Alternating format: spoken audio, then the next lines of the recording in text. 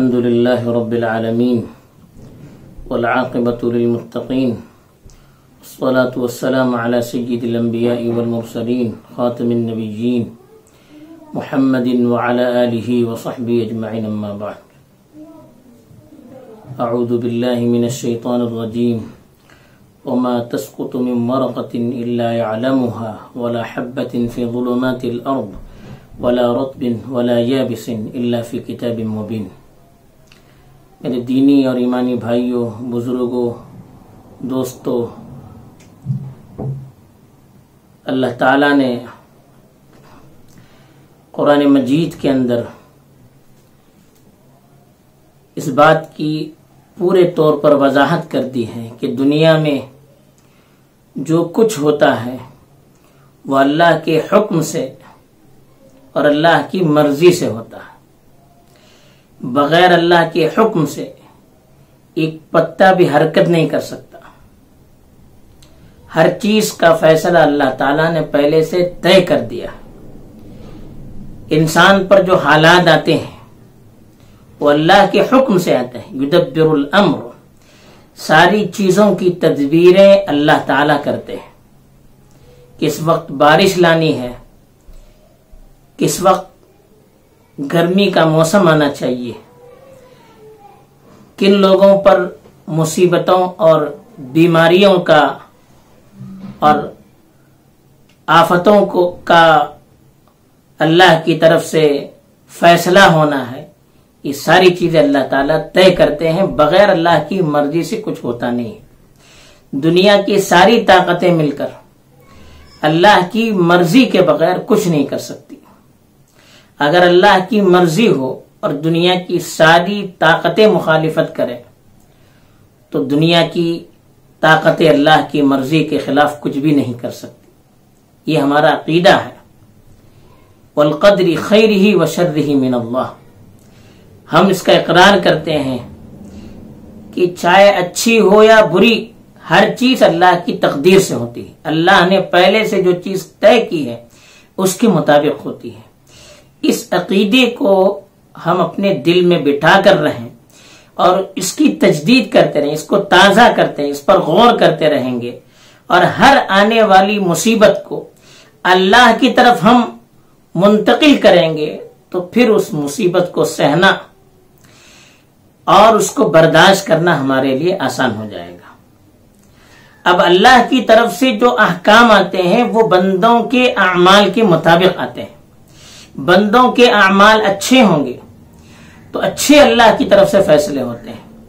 اگر بندوں کے اعمال برے ہوں، بندوں کے اخلاق بگڑ جائیں، بندوں کا کیریکٹر خراب ہو جائے تو اس کے علاج کے لیے اللہ تعالی مختلف آزمائشوں کو اپنی طرف سے مسلط کر دیتے ہیں، تاکہ اللہ تعالی یہ چاہتے ہیں کہ بندوں کو ان مصیبتوں کی بھٹیوں میں مبتلا کر کے اپنی طرف متوجہ کر دیا جائے۔ اب یہ جو مصیبتیں ہوتی ہیں کبھی آفتوں کی صورت میں ہوتی ہیں اور کبھی حکمرانوں کے ظلم و ستم کی صورت میں ہوتی ہیں۔ دونوں چیزیں اللہ کی طرف سے ہوتی ہیں۔ وَكَذَلِكَ نُوَلِّي بَعْضَ الظَّالِمِينَ بَعْضًا بِمَا كَانُوا يَكْسِبُونَ۔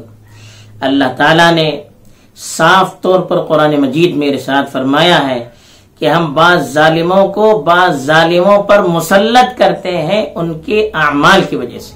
بما کانوا یکسبون، جو ان کے اعمال ہوتے ہیں، جو ان کے کرتوت ہوتے ہیں، جو ان کی طرف سے پیش آنے والی چیزیں ہوتی ہیں، اس کے مطابق اللہ تعالیٰ ان پر ظالم حکمرانوں کو بھی مسلط کر دیتے ہیں۔ تو ہمیں اللہ کے فیصلوں کو اللہ کی طرف سے ماننا چاہیے۔ دنیا میں اللہ کے مقابلے میں کسی کی طاقت پر ہمارا یقین ہوگا تو پھر ہمارا ایمان رخصت ہو جائے گا۔ آج مصیبت یہ ہو گئی ہے کہ ہم شیطان کے وسوسوں میں اس طرح سے گھر چکے ہیں کہ ہر چیز میں ہماری نظر دشمنوں کی طرف ہوتی ہے۔ یہ فلاں کی سازش ہے، یہ فلاں کی طرف سے ہے، یہ فلاں کی طرف سے ہے۔ اگر ساری چیزیں دشمنوں کی طرف سے ہیں تو پھر اللہ تعالیٰ کیوں کر بیٹھے ہوئے ہیں؟ یہ تو غیروں کا عقیدہ ہے کہ اللہ نے تو دنیا کو پیدا کر دیا اور چھوڑ دیا۔ ہمارا عقیدہ یہ نہیں ہے، ہمارا عقیدہ تو یہ ہے کہ اللہ نے دنیا کو پیدا کیا ہے اور دنیا کی ساری چیزوں کو سنبھالنے والے بھی اللہ ہیں. کوئی چیز اللہ کی مرضی اور اللہ کے علم کے خلاف دنیا میں ہو نہیں سکتی. یہ ہمارا عقیدہ ہے. پھر یہ کہاں سے وساوس ہمارے دلوں کے اندر گھر کر رہے ہیں؟ یہ شیطان ہے جو اللہ کی طرف سے ہماری نگاہوں کو موڑ رہے ہیں اور ہمیں اس طرح کی چیزوں میں مبتلا کر کے اللہ کی قدرت، اللہ کی رحمت اور اللہ کی طرف سے جو ہماری اصلاح کے لیے فیصلے ہوتے ہیں اس سے ہمیں دور کر رہے ہیں. نتیجہ یہ ہو رہا ہے کہ ہم انہی چیزوں پر تبصرہ کرتے کرتے اللہ سے بہت دور ہو چکے ہیں. ظالم حکمران بھی اگر آتے ہیں، ظالموں کی طرف سے غلط فیصلے بھی ہوتے ہیں، تو ان ظالموں کو مسلط کرنے والے بھی اللہ ہیں. اگر وہ اپنی سازش سے کرد کرتے ہیں تو ان کے دلوں میں سازش ڈالنے والے بھی اللہ ہیں. اللہ تعالیٰ بندوں کے اعمال کے مطابق ایسے لوگوں کو کھڑا کرتے ہیں، پھر اپنے بندوں کا ان کے ذریعے سے اللہ تعالیٰ امتحان لیتے ہیں. تو ہمیں ان عقائد کو اپنے ذہن و دماغ میں پیوست کرنا چاہیے اور اللہ کے فیصلوں کے پیچھے کیا راز ہیں اس کی طرف ہماری نگاہیں فوراً جاتی نہیں ہیں. عسى ان تكرهوا شيئا فهو خير لكم. اللہ تعالیٰ نے خود ارشاد فرمایا بعض اللہ کے فیصلے وہ ہوتے ہیں جس کو بظاہر تم ناپسند کرتے ہو لیکن وہ اللہ کی طرف سے تمہارے حق میں بہتر ہوتے ہیں، اس میں خیر ہوتا ہے. یہ ہمارے سامنے پردہ پڑا ہوا ہے. کل کیا ہونے والا ہمیں معلوم نہیں ہے. ہم آج کی چیزوں کو آج کے حالات کے مطابق اس کا جائزہ لے کر مایوس ہو جاتے ہیں. اللہ تعالیٰ ہم سے کل کیا چاہتے ہیں، اس کے پیچھے اللہ کی کیا مرضی ہے، اللہ تعالیٰ نے کون سے خیر اس کے پیچھے چھپا رکھے ہیں، اس پر ہم غور کرتے نہیں ہیں. ان حالات سے ہمیں دعوتی اور اصلاحی اعتبار سے کیا فائدہ اٹھانا چاہیے اس پر ہم غور کرتے نہیں ہیں. ہم ادھر ادھر کے تبصروں میں پڑھ کر اپنا وقت بھی ضائع کر دیتے ہیں اور اپنا ایمان بھی برباد کر دیتے ہیں. تو ہمیں اللہ کے فیصلوں کو اللہ کی طرف سے ہمیں ہر چیز کو اللہ کے فیصلے کے نقطۂ نظر سے دیکھنا چاہیے اور اللہ کی طرف سے جو فیصلے آتے ہیں وہ اعمال کے مطابق آتے ہیں. جیسے اعمال ہوگی انسان کی بندوں کی اصلاح کے لیے جو چیز مفید ہوتی ہے اللہ تعالیٰ اس کے مطابق فیصلہ کرتے ہیں. ایک مثال موٹی سی ہے. ڈاکٹر کے پاس آدمی جاتا ہے علاج کروانے کے لیے. اب آدمی کی بیماری کے مطابق ڈاکٹر علاج متعین کرتا ہے. کسی کا علاج گولیوں سے ہوتا ہے تو گولی اس کے لیے دیتا ہے، انجیکشن کی ضرورت ہوتی ہے تو انجیکشن لگاتا ہے، اور بڑا مریض ہوتا ہے تو اس کا آپریشن کرنے کی ضرورت ہوتی ہے تو چیر پھاڑ کر اس کا آپریشن بھی کرتے ہیں. ان ساری چیزوں کے پیچھے مقصد کیا ہوتا ہے؟ اس کا علاج ہو جائے. آپریشن کرنا بظاہر بڑا تکلیف دہ عمل ہے، انسان کے اعضاء کو کاٹا جاتا ہے جو کسی طرح سے پسندیدہ نہیں ہے، لیکن مقصد کیا ہوتا ہے کہ اس کے پیچھے اس کا علاج کیا جائے، جو اس کی بیماری ہے اس طرح سے اس کو نکالا جائے، جو مرض ہے اور جو گندگیاں ہیں وہ وہاں سے نکال دی جائے اور پھر اس کے ذریعے سے اس کی اصلاح کی جائے. تو یہ بھی اللہ کی طرف سے ایک آپریشن ہو رہا ہے ہمارے اعمال کی اصلاح کے لیے، اللہ کی طرف ہمیں متوجہ کرنے کے لیے، اپنے اعمال کا جائزہ لینے کے لیے یہ موقع اللہ کی طرف سے ہمیں دیا گیا ہے. تو اس میں ہمیں ایک تو پہلی بات تو یہ ہے کہ ہر چیز کو ہمیں اللہ کی طرف راجع کرنا چاہیے کہ جو کچھ ہوتا ہے اللہ کی طرف سے اللہ کی مرضی کے مطابق ہوتا ہے اور اللہ کا فیصلہ ہے.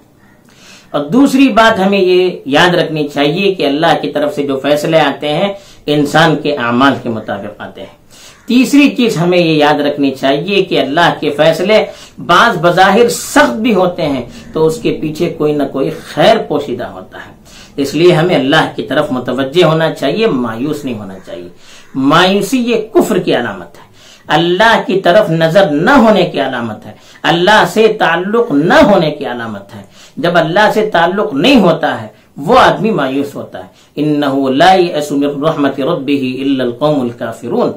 صاف قرآن میں اللہ نے ارشاد فرمایا ہے کہ اللہ کی رحمت سے تو مایوس ہونے والے کافر ہیں. جن کو اللہ سے کوئی تعلق نہیں ہوتا ہے وہ مایوس ہوتے ہیں. ہمیں مایوس ہونے کی ضرورت نہیں ہے. یہ حالات تو ہمیں اللہ کی طرف متوجہ ہونے کا خصوصی موقع دیتے ہیں.